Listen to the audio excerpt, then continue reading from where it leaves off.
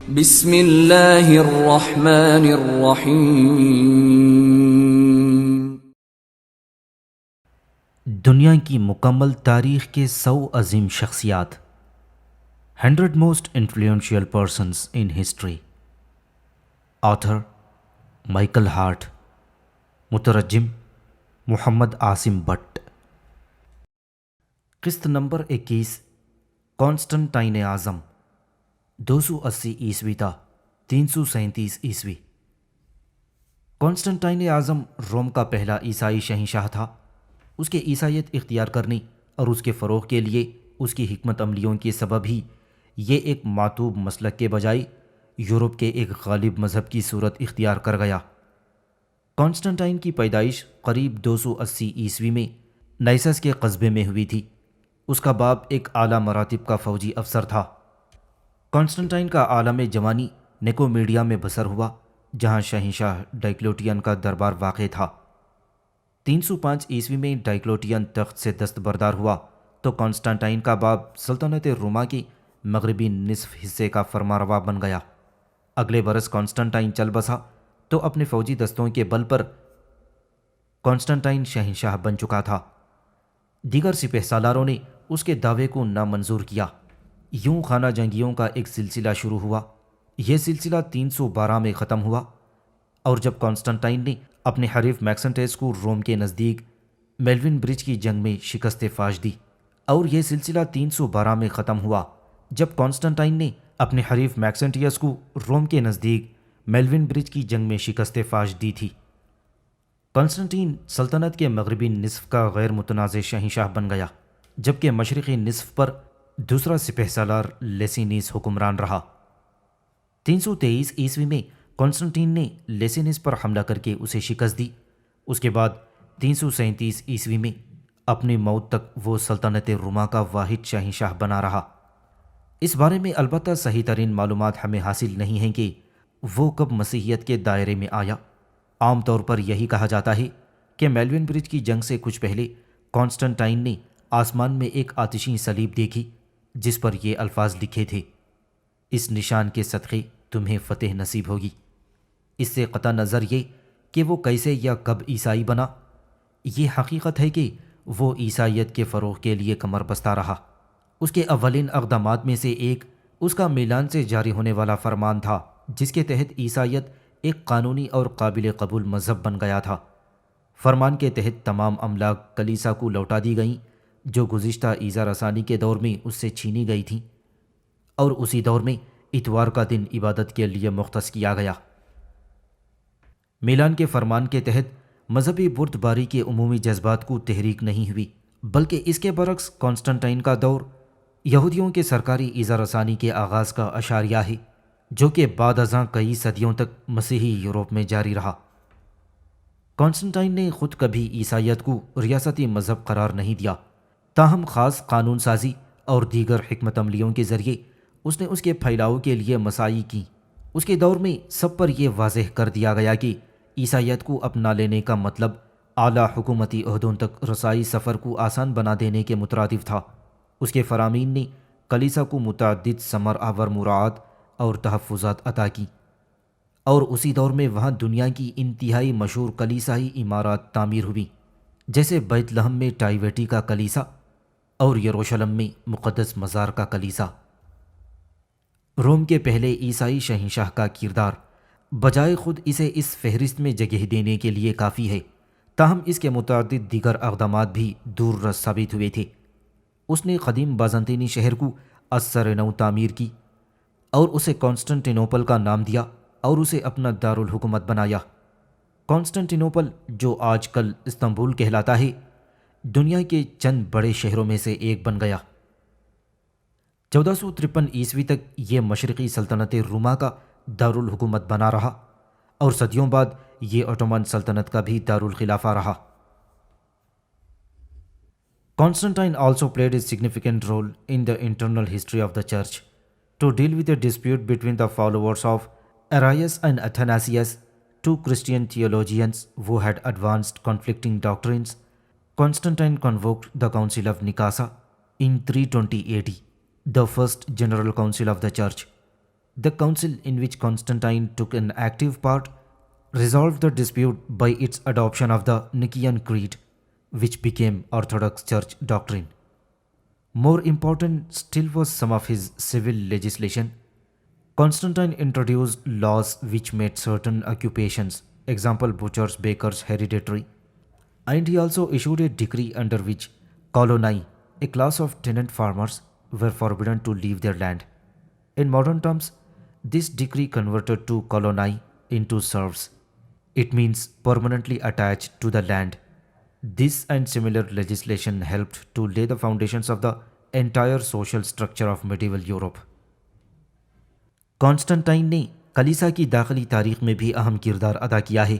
अरायस और एथेनेसिस के बीच तनाज़ात के हल करने के लिए दोनों के उलमा और माहिरीन आपस में शदीद इख्तिलाफात रखते थे। कॉन्स्टेंटाइन ने 325 ईस्वी में नकाशिया की मजलिस की बुनियाद रखी और अपनी मसाई से उसमें रूह फूंक दी। ये कलीसा की पहली अवामी मजलिस थी जिसमें कॉन्स्टेंटाइन ने भरपूर हिस्सा लिया। ये रासिख नज़रियाती कलीसा अकायद थे। इससे भी कहीं ज़्यादा अहम उसकी अवामी कानून साजी थी। कॉन्स्टेंटाइन ने उन लोगों का तारुफ पेश किया जो मुख्तलिफ मशागिल और विरासत का सबब बने। उसने एक और फरमान जारी किया जिसकी रूह से कॉलोनी यानी मज़ाराओं का एक ग्रूह उसे अपनी ज़मीनों के हुकूक से महरूम कर दिया गया। जदीद इस्तिलाह में उस फरमान ने कॉलोनी को ग़ुलाम बना दिया, यानी उन लोगों को हीच बना दिया जो मुस्तकिल तौर पर ज़मीन से जुड़े रहते थे। ऐसे ही अक़दामात ने क़ुरून वस्ता के यूरोप के मुकम्मल समाजी ढांचे के लिए बुनियादी इस्तेवारात किए हैं। कॉन्स्टेंटाइन ने बिस्तर मर्ग पर अपना बैप्टिस्मा करवाया, जबकि वो इस वाक़ये से बहुत पहले ईसाई बन चुका था। यूँ मालूम होता है कि ईसाइयत के रूहानी अज़बाक़ ने उसे मुकम्मल तौर पर चकरा दिया था। वो उस दौर के हिसाब से भी एक सफ़ाक और बेरहम इंसान था और सिर्फ़ अपने दुश्मनों के लिए ही ऐसा नहीं था। चंद वजूहात की बिना पर जो मबहम हैं, 326 ईस्वी में उसने अपनी बीवी और बड़े बेटे को मौत के घाट उतार दिया। ये जवाज़ पेश किया जा सकता है कि कॉन्स्टेंटाइन के ईसाइयत को कबूल कर लेने के वाक़ये ने तारीख़ में कोई तब्दीली नहीं की, बल्कि ये महज एक नागज़ीर वाक़या था। अगरचे शहंशाह डायक्लोटियन ने, जिसका दौर हुकूमत 284 ईस्वी से 305 ईस्वी तक है, ईसाइयत के ख़िलाफ़ संगीन अक़दामात किए थे, लेकिन उसके मसाई इस मज़हब को दबाने में नाकाम रहे, क्योंकि उस वक्त तक ईसाइयत इतनी मजबूत हो चुकी थी कि ऐसे संगीन अक़दामात के ज़रिए उसे उखाड़ना नामुमकिन था। इस अमर के पेश नज़र डायक्लोटियन ईसाइयत का बाल भी बीका नहीं कर सका। ये कहा जा सकता है कि ये इतनी मजबूत थी कि कॉन्स्टेंटाइन ना भी होता, इसके फैलाव में तब भी कोई फ़र्क ना पड़ता। ऐसे मफरूज़ात दिलचस्पी से खाली नहीं हैं, ताहम ये नामुकम्मल हैं। यह फ़ैसला करना मुश्किल है कि कॉन्स्टेंटाइन के बग़ैर क्या सूरत हाल होती, ताहम ये वाज़ेह है कि उसकी पुश्त पनाही के साथ ईसाइयत अपने पैरोकारों की तादाद और अपने असरात के हवाले से खूब परवान चढ़ी। एक मुख्तसर ग्रूह के मसलक के बजाय ये एक ही सदी में दुनिया की सबसे बड़ी सल्तनत का एक गालिब और मजबूत मज़हब बन गई। कॉन्स्टेंटाइन यूरोपी तारीख़ की एक मरकज़ी शख्सियत थी। उसे यहाँ सिकंदर आज़म, नेपोलियन और हिटलर जैसी मारूफ शख्सियात से बुलंद दर्जा इसलिए दिया गया है क्योंकि उसकी हिकमत अमलियों के असरात बहरे कैफ देर पा थे। किस्त नंबर 22, जेम्स वाट, 1736 ईस्वी था 1819 ईस्वी। स्कॉटलैंड के मुअज्जद जेम्स वाट को उमूमन दुकानी इंजन का मुअज्जद करार दिया जाता है। वो सनत इनकलाब की एक अहम शख्सियत था। दरहकीकत वाट दुकानी इंजन बनाने वाला पहला आदमी नहीं था। ऐसी मशीनें अव्वलीन सदी ईस्वी में सिकंदरिया के हीरो ने भी बनवाई थीं। 1698 ईस्वी में थॉमस शेवरे ने एक दुकानी इंजन के जुमला हुकूक महफूज करवाए थे जो पानी को खींचने के लिए इस्तेमाल होता था। और फिर 1712 ईस्वी में एक अंग्रेज़ थॉमस निकोमीन ने एक कदरे बेहतर इंजन ईजाद किया था, लेकिन उस इंजन की इस्तेदाद भी ऐसी बेहतर ना थी और ये कोयले की कानों से पानी खींचने के लिए इस्तेमाल होता था। 1764 ईस्वी में वाट की दखानी इंजन ने दिलचस्पी पैदा की, जबकि वो न्यूकोमिन का इंजन दुरुस्त कर रहा था। अगरचे उसने औजार के कारीगर के तौर पर बस एक ही बरस की तरबियत हासिल की थी, ताहम उसमें ईजाद का गैर मामूली जौहर था। اس نے نیوکومن کے انجن میں جو اضافے کیے ہیں وہ اس درجے اہم تھے کہ واٹ کو بلا شبہ اولین عملی دخانی انجن کا موجد قرار دیا جا سکتا ہے۔ واٹ کا ایسا پہلا انجن جس کے حقوق کی اس نے 1769 میں سند حاصل کی، وہ ایک علیحدہ آلۂ تکثیف کے اضافے والی ایک مشین تھی۔ اس نے ایک دخانی بیلن کا بھی اضافہ کیا، اور اسی طرح 1782 میں اس نے ایک دوہرے عمل والا انجن تیار کیا۔ چند چھوٹے اضافوں کے ساتھ یہ ایجادات دخانی انجن کے استعداد میں اضافے پر ملتج ہوئے، پھر چند چھوٹے اضافوں کے ساتھ یہ ایجادات دخانی انجن کے استعداد میں اضافے پر منتج ہوئے۔ عملی طور پر استعداد میں اس اضافے سے اب ایک تیز رفتار مگر کہیں کم کارآمد کل اور ایک بے پایان صنعتی افادے کے حامل آلے میں امتیاز قائم ہوا تھا۔ What also invented in 1781 a set of gears for converting the reciprocal motion of the engine into a rotary motion. This device greatly increased the number of uses to which steam engines could be put. Watt also invented a centrifugal governor by which the speed of the engine could be automatically controlled, a pressure gauge, a counter, an indicator, and a throttle valve, in addition to various other improvements. Watt himself did not have a good head for business. However, in 1775, he formed a partnership with Matthew Boulton, who was an engineer and a very capable businessman. Over the next 25 years, the firm of Watt and Boulton manufactured a large number of steam engines, and both partners became wealthy men. It would be difficult to exaggerate the importance of the steam engine. It is true that there were many other inventions which played a role in the Industrial Revolution. There were developments in mining, in metallurgy, and in many sorts of industrial machinery. A few of the inventions, such as fly shuttle by John Kay in 1733 or the spinning jenny by James Hargreaves in 1764, these had even preceded Watt's work. The majority of the other inventions, however, represented small improvements, and none of the above alone was vital to the Industrial Revolution. It was quite different with the steam engine, which played an absolute crucial role and without which the Industrial Revolution would have been vastly different. Previously, although some use had been made to windmills and water wheels, the main source of the power had always been human muscles. This factor severely limited the productive capacity of the industry. With the invention of the steam engine, however, this limitation was removed, and large quantities of energy were now available for production, which accordingly increased enormously. The oil embargo of 1973 made us aware of how severely a shortage of energy can hamper an industrial system, and this experience might, in some slight degree, give us an idea of the importance of Industrial Revolution of Watt's invention. 1781 میں what نے engine کی دو طرفہ حرکت کو ایک دائروی حرکت میں تبدیل کرنے کے لیے دندانے دار چکروں والے پرزے ایجاد کیے تھے۔ اس آلے سے دخانی انجن سے لے جانے والے استعمالات میں بے پناہ اضافہ ہوا تھا۔ 1788 میں واٹ نے ایک ڈافیول مرکز نگران آلہ ایجاد کیا۔ اس کے ذریعے انجن کی رفتار خودکار انداز میں کم یا تیز کی جا سکتی تھی۔ 1790 میں ایک مقیاس دباؤ ایجاد کیا، پھر ایک مقدار نما بھاپ کے اخراج کا سوراخ، اور پھر دیگر متعدد اضافے کیے۔ واٹ ایک اچھے کاروباری ذہن کا آدمی نہیں تھا، اسی لیے 1775 میں اس نے میتھیو بولٹن سے شراکت داری کی، جو ایک انجینئر تھا اور کاروباری گنوں سے بہراور تھا۔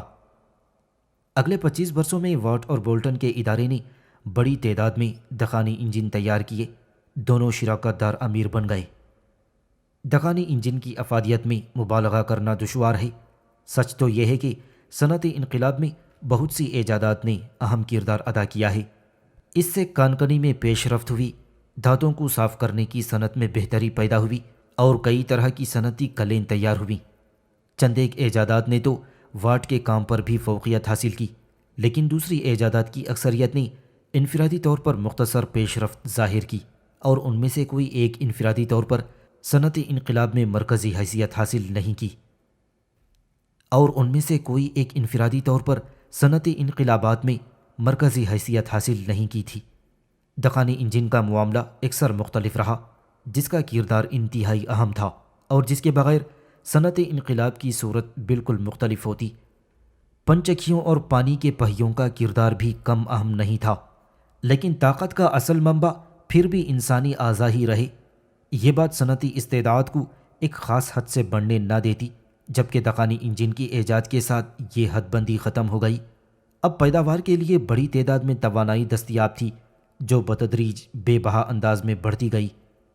1973 عیسوی کی تیل کی برآمد پر پابندی نے ہمیں یہ احساس دلا دیا کہ توانائی کی ارزائی کس طرح تمام صنعتی نظام کو ہلا کر رکھ سکتی ہے۔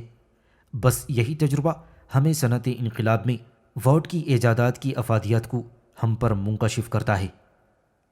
کارخانوں میں توانائی کے ایک وسیلے کی حیثیت کے علاوہ بھاپ کے انجن کے دیگر کئی استعمالات ہیں۔ 1783 عیسوی تک مارکس ڈی جوفرے انجن کو کشتی چلانے کے لیے استعمال کر چکا تھا، اور 1804 عیسوی میں رچرڈ تھیرویٹک نے پہلا حرکت کرنے والا انجن تیار کر لیا تھا، لیکن ان ابتدائی نمونوں میں سے کوئی ایک بھی تجارتی طور پر کارآمد نہیں تھا۔ تاہم اگلی چند دہائیوں میں دخانی انجن کی کشتی اور ریل گاڑی نے زمینی اور آبی ذرائع آمد و رفت میں انقلاب برپا کر دیا۔ تاریخ میں صنعت انقلاب رونما ہوا تو یہ وہی دور تھا جب امریکی اور فرانسیسی انقلابات بھی ظہور پذیر ہوئے۔ تاہم اس دور میں یہ بات اتنی واضح نہیں تھی جتنی آج ہے کہ ان اہم سیاسی انقلابات کی نسبت اس صنعتی انقلاب نے انسانوں کی زندگیوں پر کہیں زیادہ گہرے اثرات مرتب کیے ہیں۔ بس اسی نسبت سے ہم جیمز واٹ کو دنیا کی انتہائی اثر انگیز شخصیات میں شمار کر سکتے ہیں۔ سامعین سے گزارش کی جاتی ہے کہ ہمارے سارے چینلز ایلیکونٹ ادب ایکسٹراز، سوارڈ آف حق چینل اور اتحاد الانصار چینل میں جن آڈیو بکس اور سیریز کو مکمل کیا جا چکا ہے، ان سب کا مطالعہ ہمارے پلے لسٹ سیکشن سے کریں، اور ان آڈیو بکس اور سیریز کو آپ اپنے دوست و احباب میں شیئر کرتے رہیں، اور ہمارے سوشل میڈیا پلیٹ فارمز کے لنکس ڈسکرپشن میں دیے گئے ہیں۔ ہمیں سبسکرائب اور فالو ضرور کریں۔ جزاک اللہ۔